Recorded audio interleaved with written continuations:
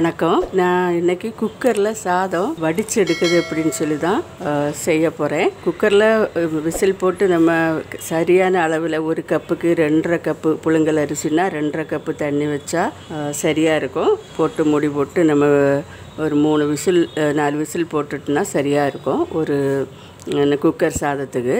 இப்போ இந்த குக்கர் சாதத்தை அப்படியே எடுக்காமல் நம்ம எப்படி சாதாரண பாத்திரத்தில் வடிக்கிறோமோ அது மாதிரி இதில் வடிக்கிற மாதிரி தண்ணி வடித்து எடுத்துக்கலாம்.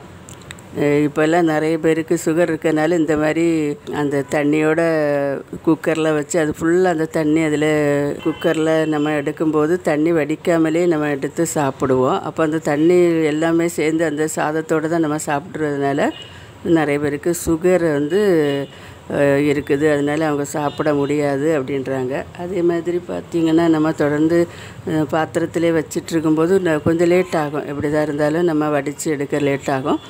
அதே இதை நம்ம குக்கரில் பண்ணினோன்னா அந்த அளவு டைம் லேட் ஆகாது, சீக்கிரமாக நம்ம செஞ்சிடலாம்.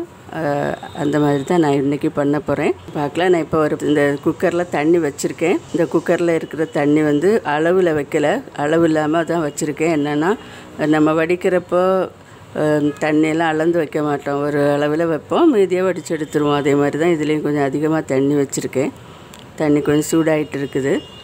இதில் ஒரு 1/2 ஹவருக்கு முன்னே ஒரு 1/2 கிலோ அரிசி எடுத்து, நம்ம வீட்டில் வடிக்கிற அரிசி அதை எடுத்து நான் இதில் ஊற வச்சு எடுத்து கழுவி வச்சுருக்கேன். இதை நம்ம இதில் சேர்த்துடலாம்.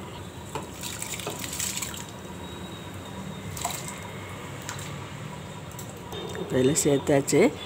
நான் கொஞ்சம் உப்பு சேர்ப்பேன். இதில் கொஞ்சமாக உப்பு சேர்த்துக்கிறேன். இது இனி குக்கர் மூடி போடலாம். இப்போ குக்கர் மூடி போட்டுடலாம். வெயிட் போடாமல் வச்சுருக்கேன். இதில் ஆவி வரட்டும், வந்த பிறகு வெயிட் போடலாம். ஆவி வந்ததும் காமிக்கிறேன். இப்போ நம்ம வச்சுருக்கிற தண்ணி நல்லா கொதிக்க ஆரம்பிச்சிட்டுனா அது ஆவி வரும். அதுவரை இது வெயிட் பண்ணட்டும். நம்ம எப்படி சாதாரணமாக வீட்டில் பாத்திரத்தில் செய்கிற அதே முறை தான். என்னென்னா நம்ம தொடர்ந்து அதை கொஞ்சம் நேரம் வெயிட் பண்ணி வேக விட்டு தான் எடுப்போம். இது அப்படி இல்லை, கொஞ்சம் சீக்கிரமாக வந்துடும், ஆவி வெளியே போகாது. மறுபடியும் வெயிட் போட்டு அதை நம்ம எடுப்போம். இப்போ பார்க்கலாம், ஆவி வரட்டும். இப்போ ஆவி வர ஆரம்பிச்சிட்டு பார்த்தா தெரியும். நான் இதை இப்போ போடுறேன்.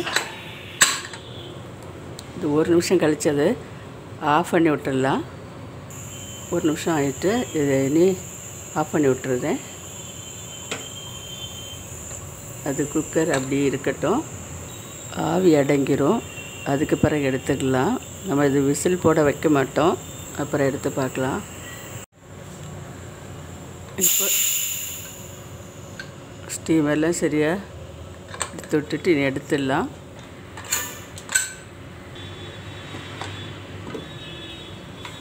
ஸ்டீம் அடங்கினதும் எடுத்துடணும். ஒரு 10 நிமிஷம் வரை அது விசில் போட இல்லைனாலும் நம்ம ஆஃப் பண்ண பிறகு ஒரு 10 நிமிஷம் அதோடு இருந்துருக்குது. சாதம் நல்லா வெந்துடுச்சு பாருங்கள். இவ்வளோதான். இனி இதை வடிக்கலாம். இப்போ இதில் இருக்கிறவுடைய அந்த கேஸ் கட்டை வெளியே நம்ம எடுத்துடலாம். இனி இதை மூடி போட்டாச்சு. மூடி போட்டு வடிச்சிடலாம். கேஸ் கட்டை எடுத்தாச்சு. இனி வடிச்சு ஒரு பாத்திரம் வச்சுக்கலாம். இப்போ நான் வடிக்கிறதுக்கு ஒரு பாத்திரத்தை நான் வச்சுருக்கேன். இனி இப்படி அதை சரித்து வடிச்சிட போகிறேன். இப்போ நான் தண்ணி வடி வச்சுருக்கிறேன். சவுண்டு உங்களுக்கு கேட்கும்னு நினைக்கிறேன். இதை நல்லா வடிச்சிட்டு தூக்கிடலாம். ஒரு 2 நிமிஷம் வடியட்டும். வடித்தோடனே தூக்கிடலாம். இப்போ நல்லா வடிஞ்சாச்சு. இது மூடியில் வடிஞ்சிருந்ததும் சேர்ந்து வடிஞ்சாச்சு. நான் மேலே எடுத்துடுறேன். இப்போ எடுத்து பார்த்துடலாம். நல்லா பாருங்கள், நம்ம வடித்து எடுத்த சாதம் மாதிரியே இருக்குது. வடித்து தான் எடுத்துருக்கோம், இருந்தாலும் இவ்வளோ சீக்கிரமாக நம்ம செய்துட்டோம்.